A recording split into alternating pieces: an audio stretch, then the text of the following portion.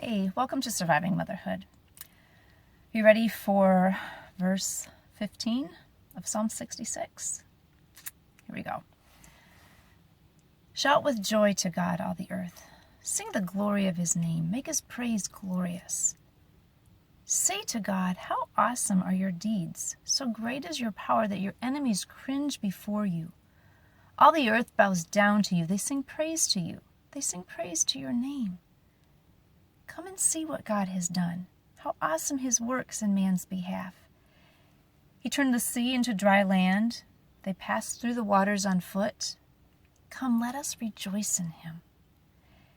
He rules forever by his power. His eyes watch the nations. Let not the rebellious rise up against him. Praise our God, O peoples. Let the sound of his praise be heard. He has preserved our lives and kept our feet from slipping. For you, O God, tested us. You refined us like silver. You brought us into prison and laid burdens on our backs. You let men ride over our heads. We went through fire and water, but you brought us to a place of abundance. I will come to your temple with burnt offerings and fulfill my vows to you. Vows my lips promised and my mouth spoke when I was in trouble. I will sacrifice fat animals to you, an offering of rams. I will offer bulls and goats. That's verse 15, talking about what the psalmist is going to sacrifice, what he's going to offer. And I have had a really great week thinking about this verse. I'm not accustomed to making offerings, so I spent some time in Leviticus reading about them. And one thing that kept coming up over and over, specifically when it was talking about the fat offering, is that it was, when it was burned, it was an aroma which was pleasing to God. And I thought about, I don't know what's really going on in the psalmist's mind, but the psalmist lived in a time when offering was normal, when they would go to the temple and they would make burnt offerings and fat offerings and sacrifice these animals. And I thought, how delightful must that be to this person to know that he could go to the temple where God's name was dwelling and he could offer something that was going to be a pleasing aroma to the Lord. How wonderful to do something that is going to delight him.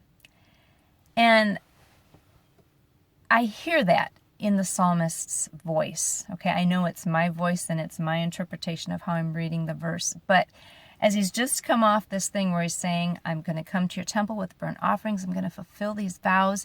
I'm remembering when I was in trouble and I made these vows to you. And now, God, I'm coming to you. I will sacrifice these fat animals. I will offer rams. I will offer bulls and goats. It just sounds to me like he's delighted, like he isn't doing this because he has to. And I think that's so important as we consider what we're doing. Are we doing things because we feel like we owe it to God? Are we doing things because we feel like if we don't, then he might not love us? If that's our motivation, I think we have the wrong motivation.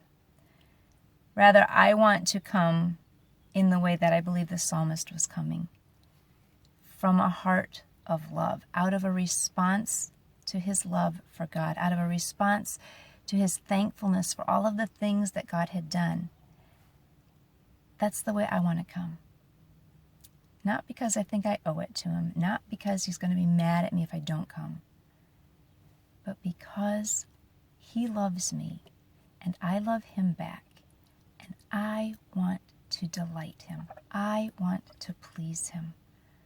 I want to sacrifice things that are going to make him happy, that are going to be like a sweet-smelling aroma to him. And so that's what I've been thinking about this week, is just, what can I do, Lord? What will delight you? That's what I want to do because I love you. What can you offer to God?